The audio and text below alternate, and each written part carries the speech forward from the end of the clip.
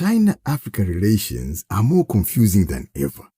COVID-19 is changing everything, impacting geopolitics, trade, race relations, and more. The China-Africa Project's daily email newsletter is the best way to stay on top of the day's fast-changing news and understand what's going on. This is the only daily digest of China-Africa news available. Try it out and see if you like it. Sign up today at chinaafricaproject.com/subscribe. Once again, that's chinaafricaproject.com/subscribe. The China in Africa podcast is brought to you in partnership with the Africa-China Reporting Project at Wits University in Johannesburg. The ACRP aims to improve the quality of reporting on Africa-China relations through reporting grants, workshops, and other opportunities for journalists. More information at africachinareporting.co.za and our dedicated training website at africachinatraining.com.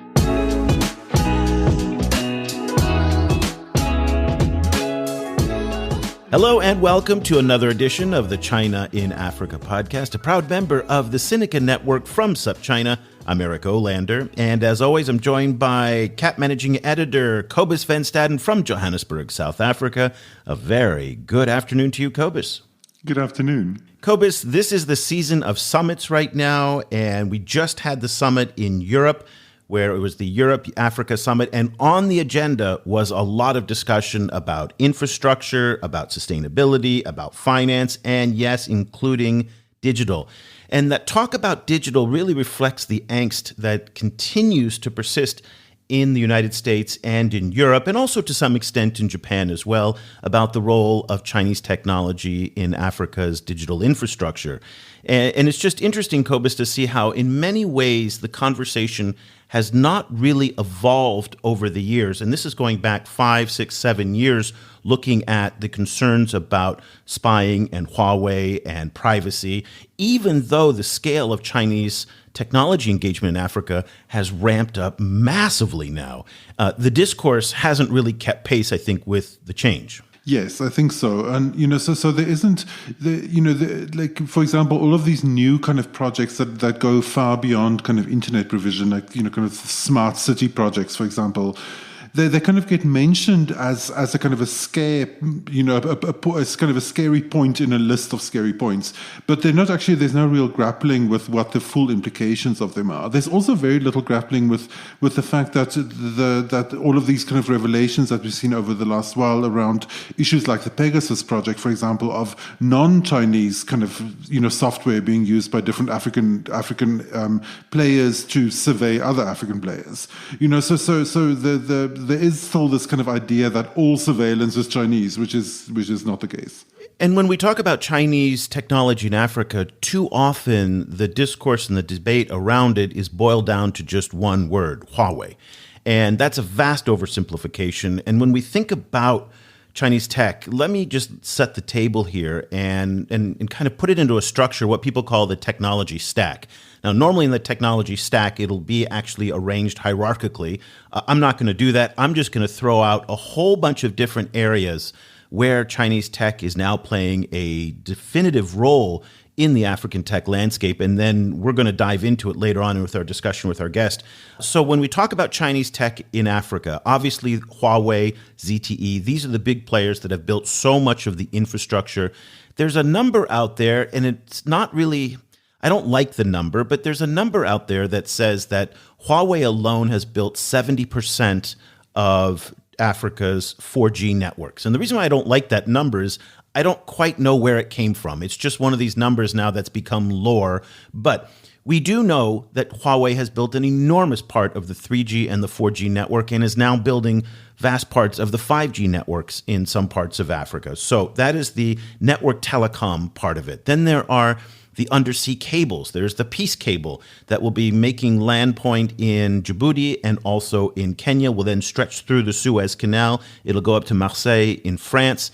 This is the Pakistan East Africa Connecting Europe cable. So that is another big part of it. There are services on the app layer.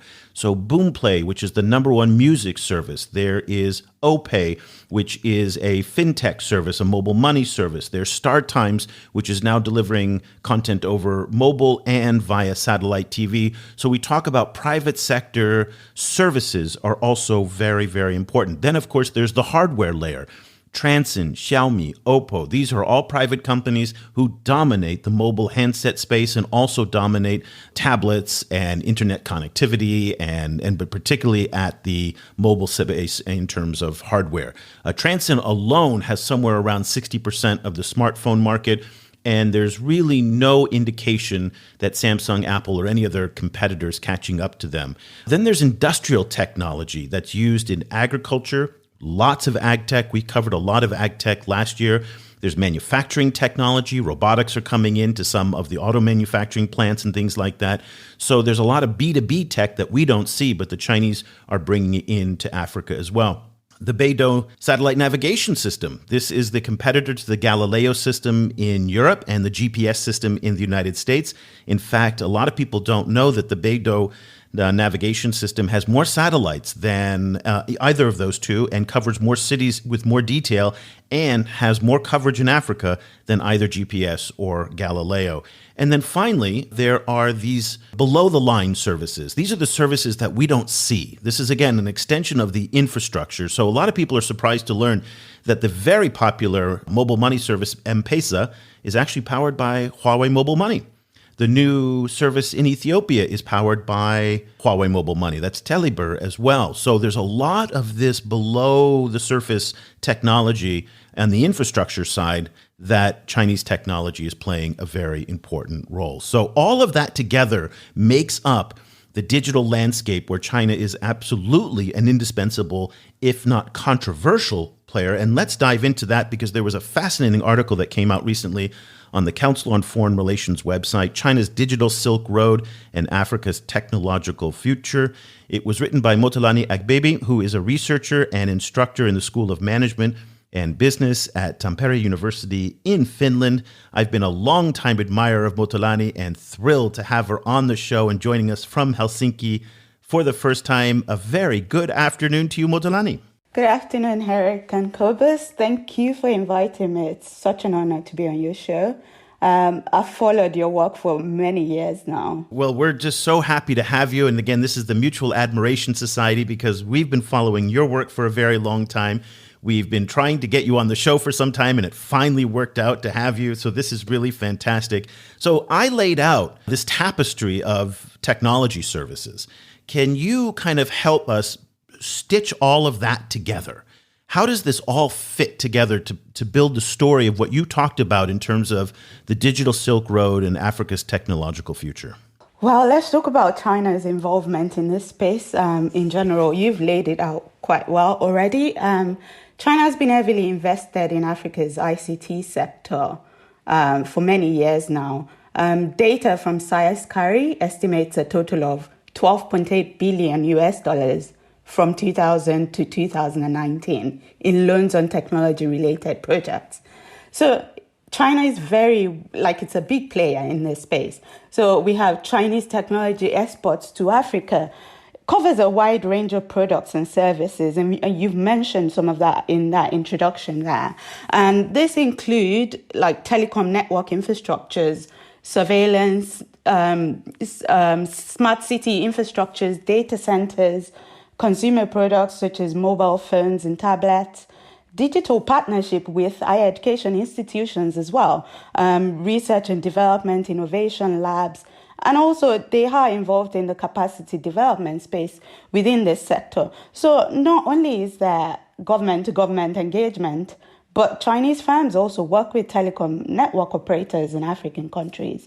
And I presented this in the paper using this technology stack that shows how prominent Chinese companies are across almost all the layers of Africa's telecoms technology stack. So when we look at submarine cables, for example, satellites and broadband networks, you have the peace cable that you mentioned that is set to connect Asia, Africa, and Europe. And you have Chinese companies like the Entong Group, Huawei Marine Networks, and companies such as ZTE, CITCC, Huawei, all very active in this layer also in terms of their provision of satellites and broadband backbone networks. And then if we move up to data centers and cloud services, we see companies like Huawei, Will Cloud, Alibaba Cloud, China Unicom are all active in this space. And then talk about network provision. You already mentioned Huawei providing up to 70% of Africa's 4G networks. We have ZTE also very dominant in this space.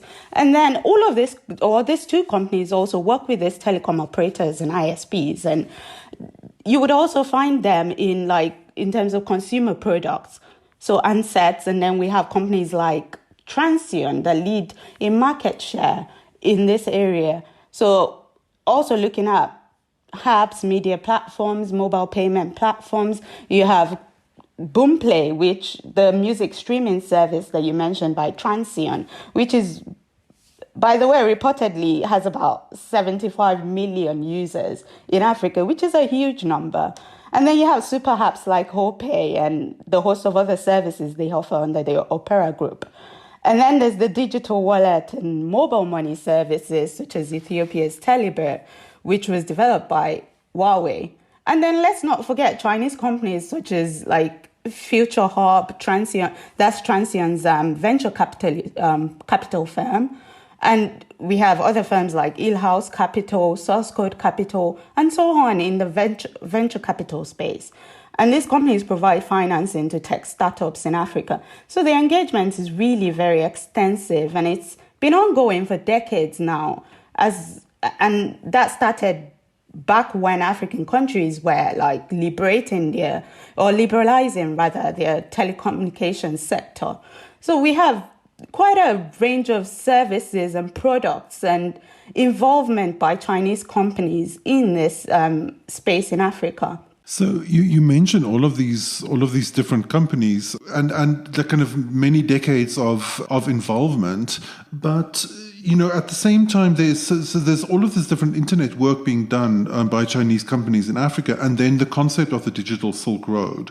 Do you have kind of clarity about kind of like whether what the role of the digital Silk Road as a concept is in all of this kind of like internet provision, and kind of how we should like should we just assume that like all of these different projects actually fit into the digital Silk Road project, or kind of like how does one bring all of the internet provision on the ground together with the concept of the digital Silk Road? Yes, certainly, Cobus, they do fit into the digital Silk Road, and perhaps maybe that's what's maybe a little bit different in the engagement in this area from what it was before the introduction of the digital Silk Road, which simply put is the technology dimension of China's Belt and Road Initiative. So in 2015, the Chinese government introduced the digital Silk Road, and it's sort of designated to facilitate the flow of information and data in and around BRI countries.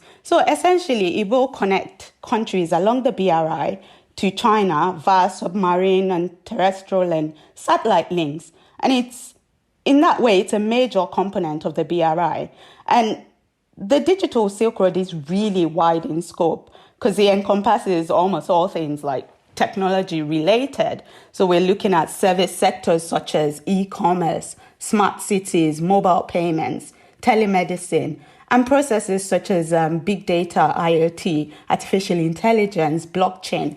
So not only is the DSR wide in scope, it also covers a broad geographical area as it aims to enhance digital connectivity in and with participating BRI participating countries, which as of January 2021, 140 countries are believed to have signed an MOU with China on the BRI. And 40 of those are in sub-Saharan Africa. And all of them could potentially be participating in the DSR. So it's a pretty large undertaking, so to speak. Now, given the scope, it's reasonable to think that this is completely going to change the game of China's engagement in Africa's digital sector. But most likely, this will happen And it sort of is already happening. But as yet, we have very little information as to what actually constitutes the DSR in terms of what are the financing mechanisms of the DSR, how much money is going to be disbursed to these projects on the DSR, and how much has been disbursed so far. Now, one of the guests on your show, I think it was maybe a few months back, Henry Tugendhat, he wrote a paper actually with Julia Vu, and they published this paper on the CARI website looking into the DSR. And what they found is that the largest financing for tech-related projects in Africa actually predates the launch of the DSR. So in that sense, this really just brings the four questions as to what does it mean? What does the DSR mean for African countries participating in it? And also, tech-related projects in countries like African countries where Chinese companies already have extensive operations are being linked to the DSR and being rebranded as DSR-related or DSR projects. So at this stage, it's kind of a little bit difficult to quantify the DSR. Nonetheless, though, if we consider Chinese tech companies' dominance in this sector already, and then think about the continued engagement in this sector, which is to be expected, and then look at, well, a lot of African countries are also developing ICT infrastructures at the moment and also developing their digital economic plans. And these are all dependent, so to speak, on financing, equipment, and know-how coming from China. And this is not least because of course, the lack of cost and viable alternatives in this sector in the first place, but also if we look at the commitments made under the Digital Innovation Program at FOCAC 2021, this kind of reinforces the fact that there's going to be more Chinese engagement to come in this sector. So your take on the Digital Silk Road that you laid out in the article was quite nuanced, and you gave a little bit of the positive side, you gave a little bit of the concerns and the negative side. That is not the case from a lot of the analysis that comes out of places like Washington. And we've interviewed twice now, actually. Jonathan Hillman, who's at the Center for Strategic and International Studies, he wrote a book last year called The Digital Silk Road, China's Quest to Wire the World and Win the Future. I really enjoyed it. I highly recommend everybody check it out.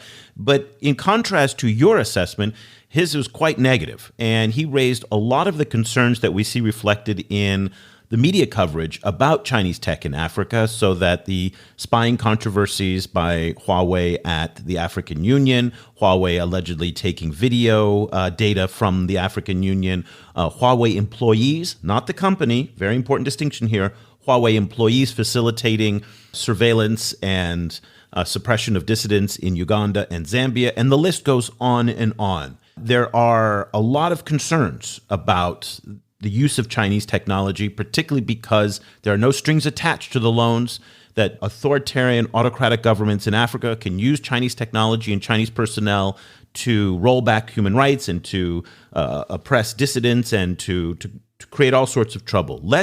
Before we go too far in our discussion, let's address this issue here about the dangers and risks associated with the use of Chinese technology in Africa. Yeah, of course, there are many implications, both negative and positive. On the positive side, if you think about what Africa is going to gain from this engagement in the tech space with China, I mean, it's going to enhance connectivity. A lot of these projects are based on that, whether it's upgrading networks or laying submarine cables. All of those help in bridging the digital divide in Africa. And there is quite a divide, actually, if you consider or if you compare Africa to other continents. So this is going to help enhance connectivity around the region and also help African countries participate in the global digital economy. And as many African countries are looking to, get away from dependence on natural resources, this is even is becoming increasingly important. So there are positives in that sense. And also when we think about negatives, you already mentioned some of those. And also I mentioned some of those in the paper as well. We could think about the potential for data to be passed on to authoritarian governments, to subvert democratic practices or control their citizens or restrict use of internet. in some way or the other. And also, if we think also about Chinese companies having access to data, in some way it helps the companies, doesn't it? Because, I mean, there's a lot of commercial gain in that sense for them, having the data to be able to develop products that suit the market better. But then on the other hand, also, this data could also be passed on to, authoritarian governments in Africa. And this is not particularly good for African citizens. So there are a lot of implications to it. But I think it's really important to kind of think, what else would there be if China wasn't heavily invested in this sector? Like, there's so much infrastructural gap in other sectors in Africa, including telecoms. And without the engagement of these Chinese companies, of the Chinese government, this gap wouldn't be filled anytime soon. So that's a devil's choice, though, Cobus. And you and I have talked about this on so many occasions, that the choice is oftentimes not between, say, Ericsson, Nokia, Samsung, and Huawei. It's between Huawei or nothing. But a lot of the critics will say, and Cobus, I'd like you to address this because you've spent a lot of time thinking about this, that maybe it's better not to take Huawei if the price that you're paying, and Huawei, by the way, is just shorthand for, I'm doing what I was criticizing. I'm using Huawei as a shorthand for all Chinese tech. But maybe it's better not to use Chinese tech if civil rights are at stake, if surveillance is at stake, if the data is going back to China, if you don't know what's going on, all of these different things. Maybe it's better, say the critics, to just not do it and wait for the right package of financing and technology to come available. Cobus, what's your thought on that in terms of the trade-offs between, like, okay, Huawei sucks. It sucks in the sense of civil rights and civil liberties, but it's better than nothing. I can definitely see the value in the concerns about civil liberties. However, I think that kind of, it's better to wait argument, I think misses two big things. In the first place, it misses that as we mentioned up top, the Chinese aren't the only people surveying. We've seen British, Italian, US companies being implicated in facilitating surveillance by African governments in many different cases. Kind of a really famous one, for example, is a bunch of different Western companies being implicated in facilitating surveillance in Ethiopia. That was highlighted by Human Rights Watch already several years ago. So it's not like if you ban the Chinese from Africa, then somehow magically authoritarian governments don't spy on their citizens. That's just not true. And what we've seen is that many Western companies are more than happy to facilitate this. So so to pretend that Western companies are somehow kind of completely blameless and the Chinese are these devils is just not realistic. Like, no matter how many problems there are with Chinese tech. The other issue is that the longer Africa remains off the internet, the more problems it causes. You have an incredibly young population, a population that would be the natural kind of fit with digital economies and e-commerce and kind of the kind of TikTok media sphere and so on, now being cut off from all of these opportunities, while there's very few other opportunities for them in the same societies. And kind of African African kind of internet firms, the African internet sector, will be starved of oxygen without these networks. And there's no kind of just because Africa would be waiting for other players to come on board, don't actually mean that those players would come on board. It's a 1.2 billion market. And presumably a very attractive market for many tech companies, but these tech companies have so far not jumped en masse. So there's Silicon Valley has its own kind of like set of priorities, and Africa is very low on those priorities. So this idea that Africa would then have to kind of wait for development, wait for sanctioned development, it ends up being incredibly paternalistic, and really just bad for the continent. There's a lot of downsides to systemic underdevelopment. The other issue, I think, that one of the really problematic issues for me with this is that there is an assumption in this kind of China threat discourse in relation to ICT provision in Africa, this kind of assumption that African governments are just going to wholesale implement Chinese standards without kind of mixing them up or setting their own standards, and then that these surveillance systems are just going to work seamlessly. And I think neither of those two is a given. So Motolani, I'd actually wanted to ask you, do you actually see African governments starting to implement Chinese internet standards? And if so, which of those standards are they implementing? Really good question. And on this topic, especially when we think of China's cyber governance model and the trend for certain countries in Africa to follow that model, in a way, I think we need to also think about this not only in relation to just China, but bringing the focus back on the governments that are doing this or that are moving towards this Chinese model in court. So if we put that focus back on the governments and the political environments and situations in these countries, I think we will come up with something much more interesting findings that will help us further understand what's really going on and appreciate the complexity of the issue on ground. So SoftShack, a digital security company located in Amsterdam, they note that since 2015, 31 out of 54 countries in Africa have blocked access to social media platforms. And these blockings are related to elections and political protests. So it's important to understand the context in which these developments are coming out of, because the situation is much more complex than often thought and more akin to demand from these governments and China being a model for them to follow. Many African leaders look to front-runner countries to draw lessons from in terms of economic development or even political development. For example, if you look at Ethiopia under Prime Minister Meles Zenawi, look to draw lessons from China's economic success. However, these lessons have also been drawn from other countries as well. If you think back to the 70s and the 80s, Ethiopia really looked forward to or looked to draw lessons from the Soviet Union. So I think rather than a case of China actively, putting in the effort to export its model of cyber governance or imposing that model on African countries, it's more a case of certain African countries or governments seeing it as a model that they could emulate to achieve whatever it is that the regime wants to. Like China, these countries also want to be able to leverage ICT for economic development, but also keep control of the internet and how it is used. So, if we kind of bring the discussion then back to China, does it benefit China that this model is conceived or being seen as suitable for certain governments?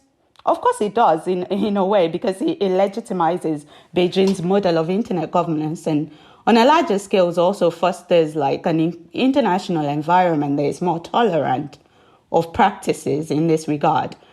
In terms of how I see it in the African context, I think it's quite a challenge and perhaps almost impossible for the entire framework of, China's internet governance model to be replicated in a lot of African countries, simply because these countries don't possess the necessary institutional framework and environment for such. Neither do they have the capabilities, and scarcely can they even afford to do so. So if we look at Nigeria's government's Twitter ban, which was ironically also announced on Twitter, and the backlash it received from citizens as well as, civil society groups, including a lawsuit from a civil society group, SERAP, to the ECOWAS Court of Justice in Abuja, plus the impact that it had on local businesses. All of this kind of contributed to the government moving to end the ban. So in this sense, when we think about this sort of transfer of China's model of internet governance to African countries, we have to really look locally. What's happening in these countries? Why is there a desire to move towards this route? But I think that also what we need to also focus on is what are the civil society organizations in that country? What are the government oversight mechanisms available in the political system in that country? What is it all about? Do they have a role to play? And I think they do have a role to play.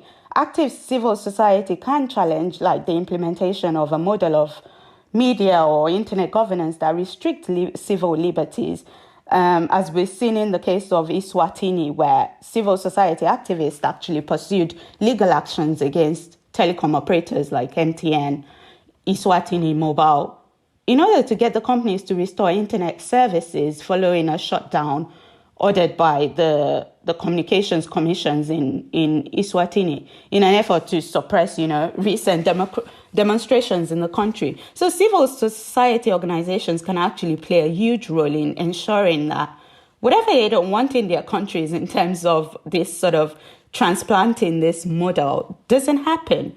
The focus should be on this governments and, the local political environments rather than like trying to convince African governments from engaging with China in this space or Chinese companies in this space due to the different, risks and implications there are. I think the focus should be on sort of offering support to strengthen the democratic systems and fostering oversight mechanisms in these countries to ensure, and also ensuring that, civil society organizations have the needed space and tools to be able to exercise agency and contest the introduction of, certain laws or the use of certain technologies in a way that undermines democratic processes in these countries. So it's also important that countries also, whoever is partnering with Africa or wants to partner with Africa should invest in the development of infrastructure in the sectors. Not only China can do this, other countries also have the capabilities to do so. And also invest in skills development in the area. There's enough space for other parties other than China to, participate. Yeah, no, absolutely. Oftentimes it is defined as just China's space, but I think the dichotomy in the discourse breaks down to, there's the open internet, which is advocated by the U.S., and I'll say, because even Europe's definition of the internet is very different than the American definition. The United States, we don't have a GDPR, for example, which is a privacy restrictions. And basically companies like Facebook and Google can do as they please, and they've done as they've pleased up until now. Europe believes in much more privacy controls. And then you have the concept in China, which is the digital sovereignty model. And that's the idea where the state is in control of the borders of the internet, and cyberspace is bordered just like a country is bordered. So therefore, the state has the ability to manage what comes in and what goes out the same way that it manages people who come in and people who come out. So in Africa, I agree with you that you're not going to see a wholesale import of the Chinese model simply because the policy apparatuses simply aren't there to enforce it. There's no other government in the world is quite like China's in terms of its ability to execute like that. But it is going to be like a buffet a little bit, where you go to the sushi bar and you can have a little bit of this and a little bit of that. So Senegal decided that they want to have a data center and a national data law now that routes all of the information through this new Huawei-built data center. That is absolutely taking from the Chinese internet governance model. Oh, by the way, out here in Southeast Asia last week, Cambodia rolled out the new national internet gateway as well, much like what Senegal did, and that is being touted as the also a copy of what China's governance model is, and the new Great Firewall of Cambodia that's come up. So it's not just happening, by the way, in Africa as well. Then there was Ethiopia, as you mentioned, in the old days, but also in the new days. Ethiopia wants to set up parallel apps for social media so that they can better monitor them. So that's an interesting, and they use China as the example. And then you talked about Nigeria. Lai Mohammed, who is the information and culture minister, was very explicit that he likes the way that China governs and restricts and regulates the internet. And Aisha Buhari, who is the first lady, she too was very direct in her appeal for building an internet in Nigeria that emulated China's as well. That might reveal a little bit more about the gap between the governed and the governing, and that ruling elites in Africa may like the Chinese model a lot more than the people do. That's certainly something there. But do you see bits and pieces of the Chinese model, not the whole thing wholesale, starting to gain traction in countries like Kenya, democratic countries like Kenya, South Africa? Because that's the concern that a lot of people in other countries have about the rollback of democracy and civil rights in these countries. Well, one example of a sort of model coming out of China that a lot of African countries are also starting to emulate in terms of policies is the data localization policies. That is gaining traction in Africa and a lot of other countries, mostly Western countries. Yeah, and that's what happened in Senegal. Yeah. That's exactly what happened in Senegal, is the data localization. Yeah, but then there are several arguments to why these countries want to localize data. But then also you can see that it's something that China favors quite well. And in one way or the other, you could say that, yes, they're looking at China's model and thinking, well, China is doing that and it's working for them. And they are still successful and they are still able to, make economic gains. So why can't we do the same? And this is what you're seeing with data localization policies. Is starting to gain traction in Africa. I think Nigeria also has data localization policies of its own. And you could almost say that it's a model of the Chinese policy in that area. In terms of going back to what I said about the local political environment, you could see in certain times, especially during elections, you find certain African governments restricting access to social media or just basically shutting down the internet for a period of time in order to suppress maybe demonstrations or suppress certain information being available to the populace. So there are strands that you could see seeping into Africa. And I would say we should be looking at African countries and looking at the peculiarities in their political systems and the local situation there to see why is this taking hold in these countries. I wonder how kind of economics play into this issue, because obviously one of the kind of complications of the Chinese internet system is that on the one hand they have this kind of national walled garden, basically this kind of closed off internet system, but at the same time they managed to run incredibly successful e-commerce and these kind of super apps and so on within it. So China itself manages to kind of balance this, on the one hand, very overweening kind of interventionist state kind of management of the internet, and on the other hand, a very freewheeling kind of private sector, on that same internet.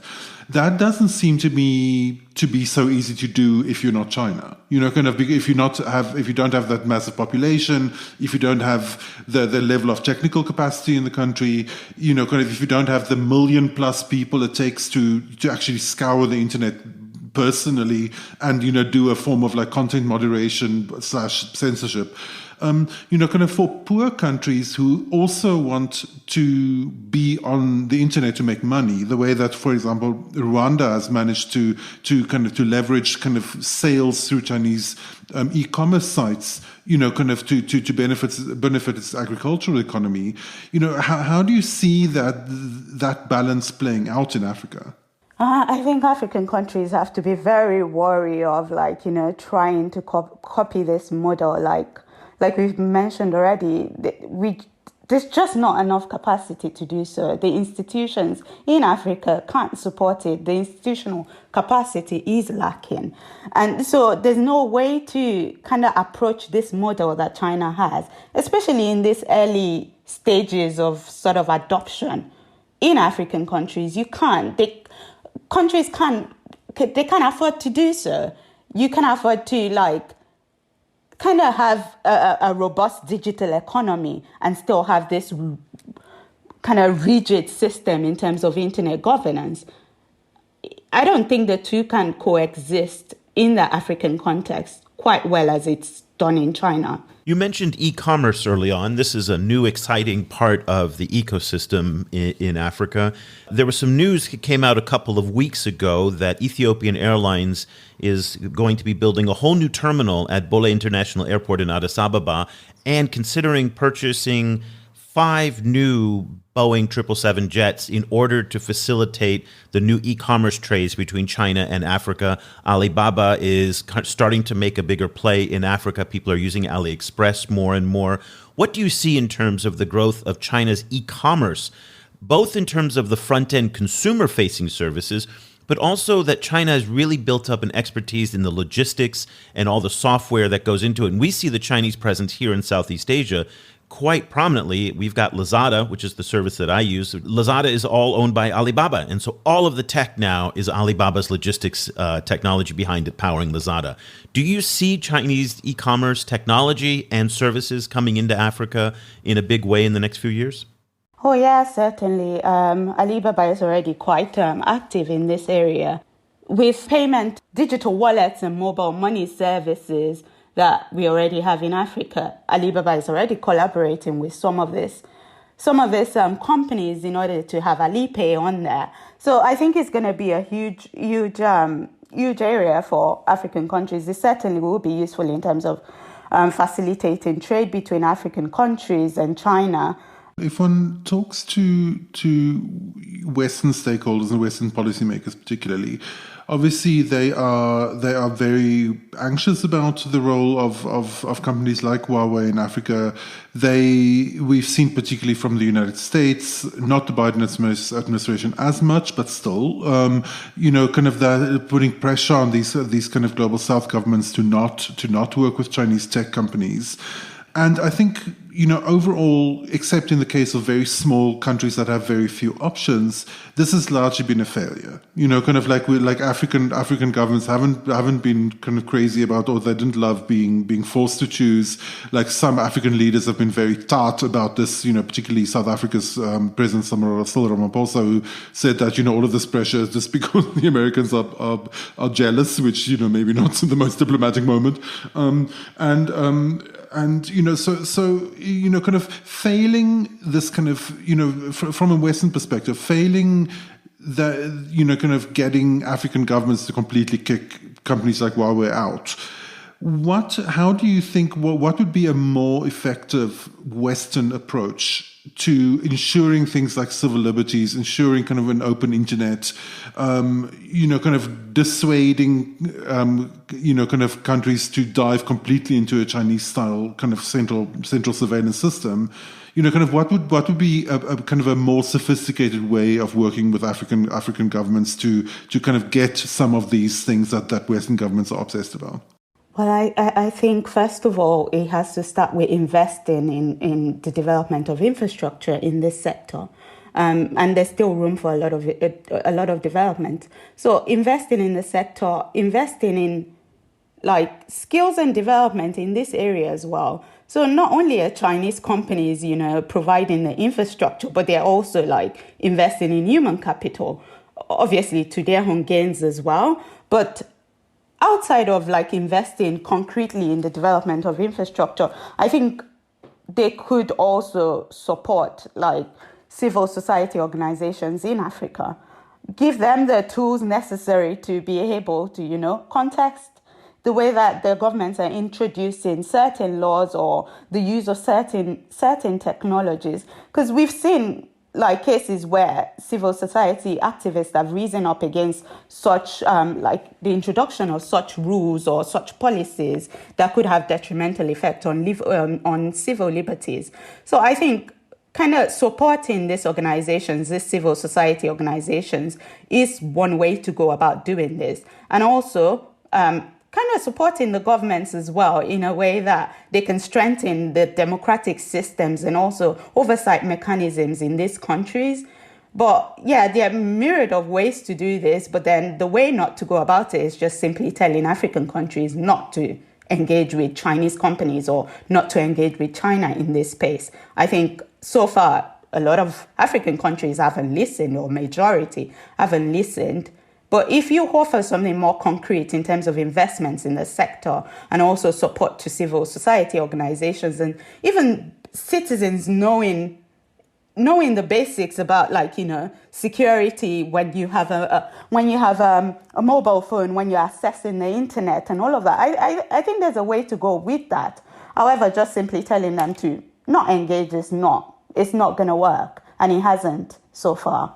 Just want to close our discussion today by looking forward at next generation technologies. We've talked a lot about current technologies and past technologies, but now let's talk about artificial intelligence. And every time that a journalist approaches me to say that they're doing a story on Chinese tech in Africa, invariably it comes down to companies like Hikvision and CloudWalk that are using artificial intelligence to gather visual data using smart cities and cameras and whatnot. And then what are they doing with that data? Where's it going? Question is that a point of concern that people should be worried about in terms of AI standards and also the use of all that camera data that the Chinese are picking up or potentially picking up, let me correct myself there, in Africa with the deployment of all these smart city programs that are in fact powered by artificial intelligence? Well, I think there are concerns in that area, but then also we have to think about the data also helps these companies to develop their capacity to develop products that are more suited to the continent. So in a way, it's like there are good things about it. And maybe we also ought to be concerned, especially when it comes to things like CCTV and how the governments can use that against maybe political opponents or to monitor people's movements and activities, which does impinge on people's civil liberties. However, like in a way, this access to this data will help Chinese companies develop their products. And that could also benefit African populace, African consumers as well. But then in another way, it also gives Chinese companies an edge because they have all of this data that can also ensure that they are at the top of development in the field. They are also able to shape policies and how technology in this area is developed. So it all depends on how you see it, but certainly there are risks and there are benefits to be had. Yeah, I guess the concern that a lot of people have is that the data doesn't just go to a company, it also potentially may go to the Chinese Communist Party and also to the Chinese government itself for who knows what use. We just don't know. And I guess it's that lack of transparency that's got a lot of people concerned. So, but that again, we don't know what Facebook is doing with our data either. And I don't want to get into whataboutism here, but it is just one of these things that once our data leaves, what happens to it? So anyway, the article is China's Digital Silk Road and Africa's Technological Future. It is absolutely a must-read. It's on the Council on Foreign Relations website. We have a link to it in our show notes and on our website. We also showcased it in our newsletter earlier this month as well. It is absolutely essential reading because Modolani, what she does in this article is present a complicated, nuanced picture of it. And you don't see that very often in U.S. narratives on Chinese technology in Africa. So it is refreshing that you got this published on the CFR website. Congratulations on that, by the way. And it's healthy for people in the U.S. to hear your very, very complex, textured arguments on Chinese tech. So thank you so much for joining us today. If people want to follow what you're reading and writing, are you on social media with your data being sucked up by someone and going somewhere? Thanks, Eric, and for this. I am on social media. On Twitter, I think my Twitter handle is Matolani_Agbebi. And I'm also on LinkedIn. And I think just by searching my name, you will find me on there. Okay, I'll make it easier for people. I'll put links to both Motolani's Twitter and also her LinkedIn page, again, in the show notes. Modolani is a researcher and instructor in the School of Management and Business at Tampere University in Finland. Joining us for the first time, I think, Cobus, is the first time we've ever had a guest from Helsinki, so that's very exciting. Thank you so much, Modolani. It was such a pleasure to have you on the show, and we just love all of your writing and your ideas on these very complex issues. Thank you so much for joining us. Thank you so much for inviting me. It's been a pleasure. Cobus, what I enjoyed so much about Modolani's comments and her paper is how she's one of these people who complicates the narrative. And that's been a theme of what we've been doing over the past few months, is complicating the narrative, because we see the passion that's coming out of the US and Europe about criticizing China. In Africa, in reverse, we're seeing the Chinese come out with their rebuttals. And it's so reductionist, it's so simplistic, it's so just agonizingly frustrating, because all of those actors are oversimplifying it. But when we see what's happening in Uganda, and there was this last week, this unbelievable parliamentary hearing that was going on over the Entebbe airport scandal. It really revealed the complexity of the relationship, and it complicates the narrative, how so much government incompetence was revealed in this Entebbe airport controversy. At the same time, we saw some MPs doing amazing oversight and due diligence in their quizzing of the government. We saw democracy really playing out in ways that are just so exciting to see in a semi-authoritarian country, mind you. So all of this complicates the narrative. And I think that if you are not the kind of person that just relishes being in complexity, then you simply cannot understand the China-Africa story. It is vastly more complex today than it was 10 years ago when we started this. And yet, in many ways, the narratives and the understanding of people in places like Washington, New York, Brussels, London, Paris have not evolved to keep up with that complexity. That's a theme I keep coming back to, but that's what Modolani brought out in her discussion and her paper, which is why I really, really recommend everybody take a look at that. Yeah, I completely agree. You know, I think also one of the great benefits of her work is that she locates all of this in Africa's development process, of which Africa's kind of cyber development process is a part.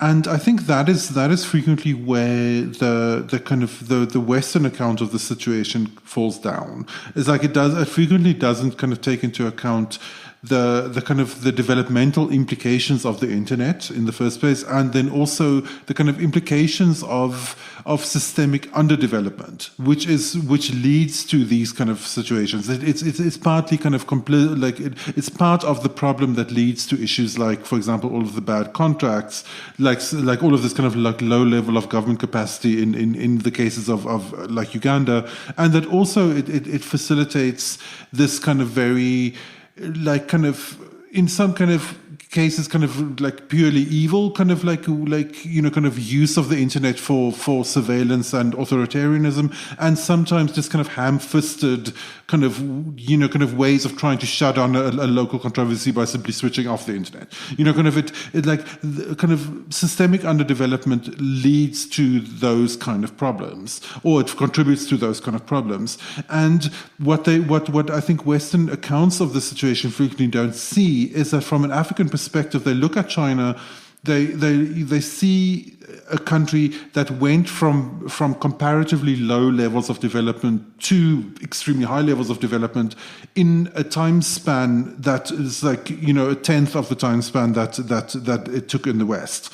And that narrative and the kind of role that the internet played, and then also the role that the kind of narrative that the Chinese put out of like, well, having a sovereign country-based kind of like our own internet system helped that development.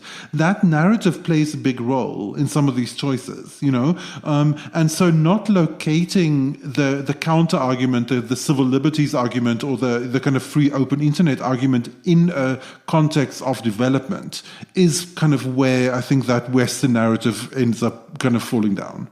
Yes, but also I think we can go too far on the development side too. I think there is really good, legitimate reasons for concern. And the lack of transparency about the way the Chinese handle data and what they're doing with it, and the fact that there are these sketchy incidents where Huawei employees, not the company, but Huawei employees, are doing bad things in places like Uganda and Zambia, that's worthy of investigation and worthy of concern. And I think we can go too far on the other side saying, well, it's better than nothing. Yes, it may be better than nothing, but that doesn't relieve the obligation of putting some type of oversight onto what the Chinese are doing and demanding some kind of transparency and accountability. And I think the Jonathan Hillman case from CSIS, there's a lot to it. I don't dismiss that. And I think the concerns in Washington are reasonable, but they're limited in the fact that they only go so far, and they're not nuanced, and they don't take into account the development dilemma that you've talked about. But sometimes the development professionals and the African side oftentimes doesn't pay as much attention to the security concerns, which I think is also a problem. Did I make sense on that? Because it was a little bit convoluted, but you get my point here. Yeah, no, completely. And, kind of, and that combined with the kind of the pressures on all commercial companies to try and kind of like to maximize their markets, that kind of like contributes to this issue. Kind of like one of the case studies that she mentions in her article that we didn't get around to discussing with her is this incident in Tanzania where CITCC, the Chinese company, set up a national ICT backbone network, which ended up only being compatible with Huawei routers. So that kind of, when we're like in the cases when I've spoken to South African ICT professionals, they always emphasize that the issue, the issue with the kind of pressure to not use Huawei is actually that it diminishes their kind of facility to, or their ability to mix up the components in their network to make sure that they're never dependent on only one provider. And kind of one can see just simply how it makes commercial sense to make a country dependent on only one provider. For that specific provider, it's great. So this is the kind of the civil liberties issues and the economic issues and the development issues. They're all dovetailing. Kind of, and one has to address all of them at once. Well, since you brought up South Africa, we can't leave our discussion today without talking about what's going on with Huawei and your government, the South African government. So last week, news broke that the South African Labor Ministry, or it's the South African Labor Department, if I think. Is that correct? Is it ministry or department? Yes, I think so. I think Department of Labor, okay. Filed suit against Huawei for the first time ever. That is, Huawei, unlike in the US and Europe, which deals with lawsuits all the time, South Africa had never filed suit against Huawei before, but in this particular case, it was not about technology or spying or 5G or any of that. It was the fact that there are too many foreign employees at Huawei, and the government has a law, and correct me if I'm wrong here, can have no more than 60% foreign employees, correct? Or is it 40%? 40% there we go. Walk us through what's been going on, the politics here, because there are some politics here, and it's not entirely clear as to what's going on and why the government chose to go after specifically Huawei, because I presume they're not the only company doing this, and why now? Yeah, it's very interesting. The government the government officials are really kind of trying to walk the line, saying they're not but only targeting Huawei, and they kind of they're going to be looking at other foreign firms in South Africa as well.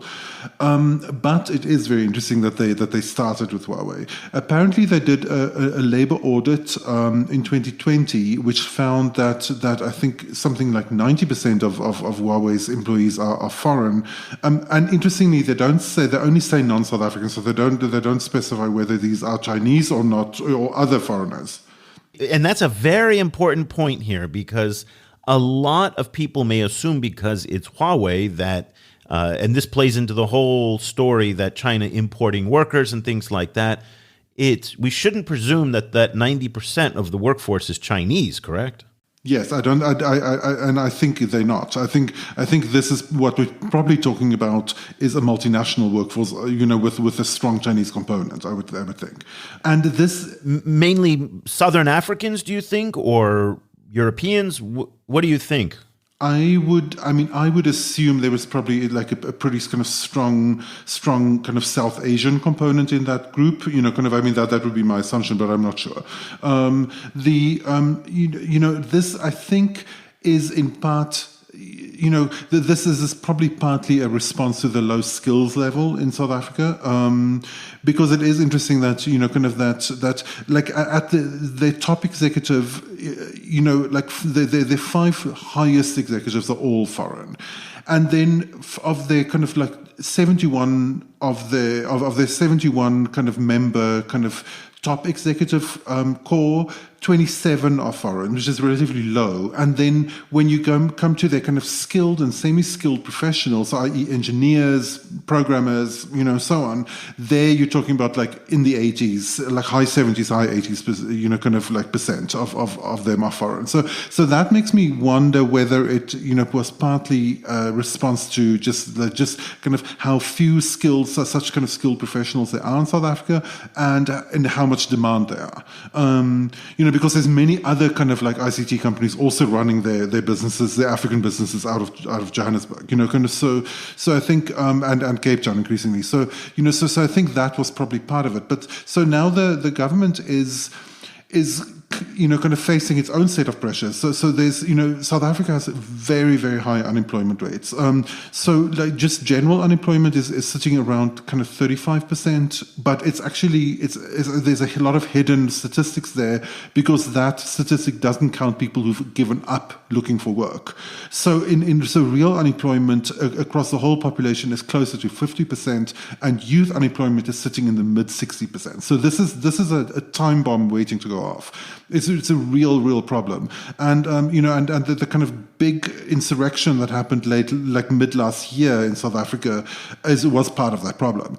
So so they are facing a lot of political pressure to favor jobs for South Africans, and this is probably part of this of that issue. But the fact that they targeted Huawei first is very interesting, and I'm not sure exactly why. Yeah, there's symbolism and optics tied to the choice to go after Huawei. And that Chinese ambassador Chen Xiaodong is sitting in the embassy in Pretoria just fuming that this wasn't done behind the scenes. Because had the South African government wanted to resolve this quietly, it could have informed Huawei, it could have informed the embassy, hey guys, we have a problem. We're not going to make a big stink out of this, but you're not in compliance with the law. You need to bring this under control. Basta pasta would have been done, okay? Maybe that was the old days. Well, apparently the order took place in 2020, and they've been in talks since then, and then apparently the talks broke down. So something happened. That's right. This is politics now. And they went, and when they issued a big press statement on the government website saying, and it was very detailed. Normally, these types of statements from all governments are pretty short. The Department of Labor has taken action against Huawei. That's it. Call so-and-so for more information. But they went into rather excruciating detail, which I thought was very interesting, and I think it reveals the politics of the moment. It's also interesting because Cyril Ramaphosa, your president, in his State of a Nation address and in the follow-up debate about the State of a Nation address, that's an interesting custom that you guys have that a lot of other countries don't have, employment and jobs was by far the number one issue. And online, the reaction to it was, you know what, Cyril Ramaphosa, I don't care what you're saying about anything else. It's like blah, blah, blah, blah, blah, blah, blah, blah, jobs. That's all I care about. Yeah. There is no more important issue in South Africa today than jobs. And this move against Huawei, to me, is part of that dynamic of the politics, because is it a coinkydink that this happened during the period of the State of a Nation address, in between the two addresses? Yes. That issue, I think... You think that's a coincidence, or you think that's timed? I really don't think it's a coincidence. I think it's absolutely timed. Yeah, I think so. The timing is, seems to have a very kind of clear connection to this. The thing is, it really is interesting because, for example, Facebook has big offices in Johannesburg. Is 60% of Facebook employees local? We'll see, I guess.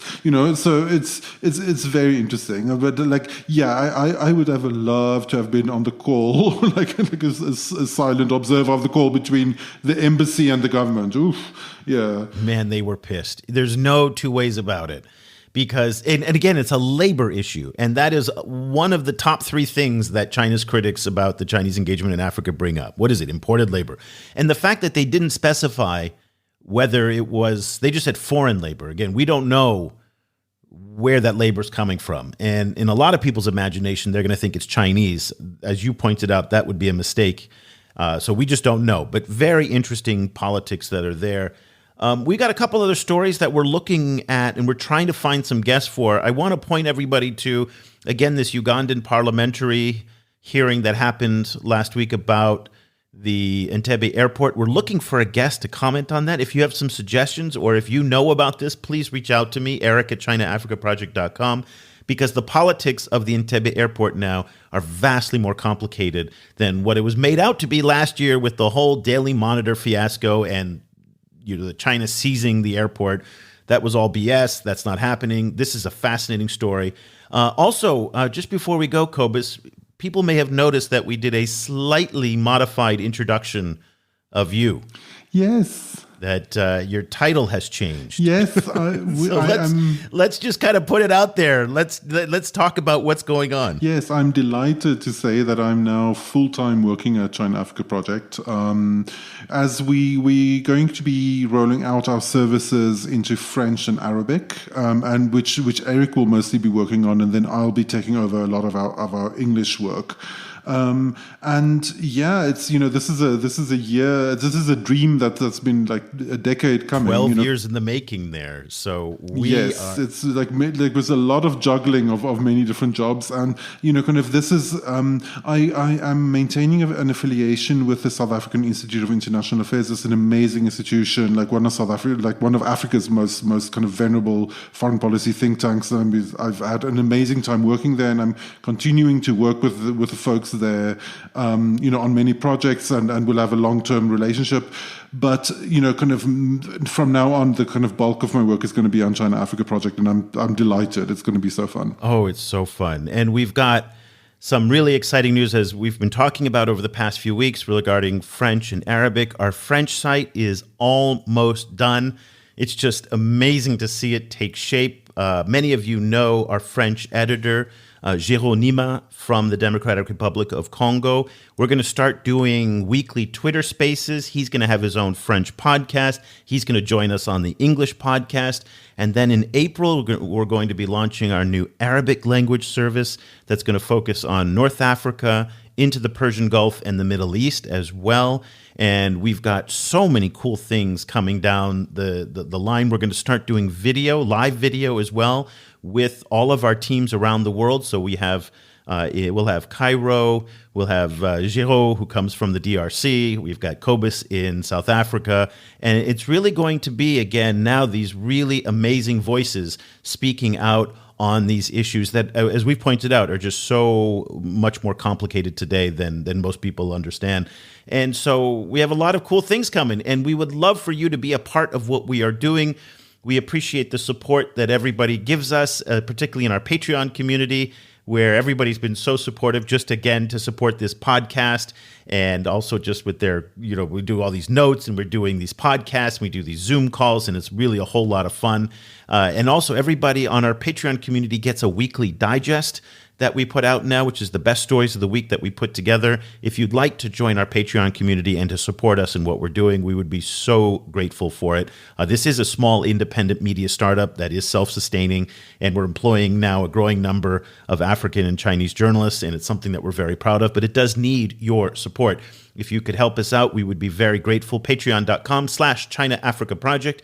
Better yet, if you'd like to follow all of the work that we're doing, go to ChinaAfricaProject.com/subscribe. You'll get our daily newsletter, and you'll have full access to the website and 4,000 articles that Cobus, myself, and all of these amazing contributors, scholars, academics, practitioners have written over the years. It's all searchable. We're upgrading our search, by the way, as well. So a lot of people have complained about our search tool. So we've got that in development. That will launch sometime in March as well to make it easier for you to find all of that and to use the search. So that'll do it for the podcast. We'll be back again next week. We're doing one a week right now, just while we go through all these launches. Once things calm down a little bit, Cobus gets on board, we're going to go back to doing twice a week, and our live videos and our Twitter spaces. So we'll have a lot coming down for you guys. And we're going to be broadening out beyond Africa to look at what's going on here in Southeast Asia, Latin America, Central Asia, and the Middle East as well, to follow Chinese engagement in all of those regions. So, that's a lot to follow. Thank you so much for listening. Thank you so much for subscribing and for following us and for your support. For Cobus van Staden, I'm Eric Olander. We'll see you next week.